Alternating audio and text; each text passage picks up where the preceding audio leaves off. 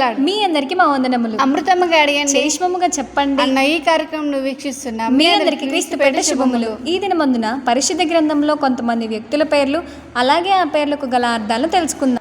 మొదటిగా అభిమాయేలు అనే పేరునకు అర్థాన్ని తెలుసుకుందాం. అభిమాయేలు అనగా దేవుడు నా తండ్రి అన్న అర్థాన్ని కలుగు చేస్తుంది. ఈయన యొక్తాను కుమారులలో ఒకడు.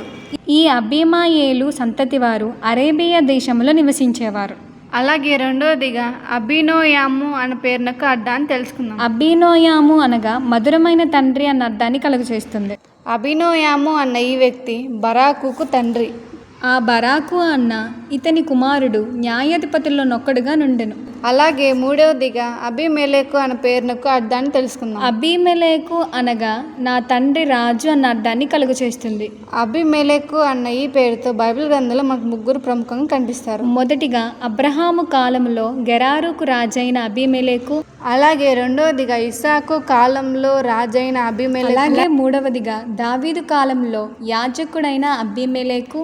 ఈ దినమందున ముగ్గురు గురించి తెలుసుకున్నాం. అలాగే రేపటి దినమందున మరికొంతమంది గురించి తెలుసుకుందాం. మీకెవరికైనా ఏ పేరుకైనా అర్థం కావాలంటే కామెంట్ సెక్షన్లో కామెంట్ చేయండి. మాకు తెలిసినలా ఆ పేరుకు గల అర్థాన్ని మేము మీకు తెలియచేయగలం. మీ అందరికీ మా వందనములు.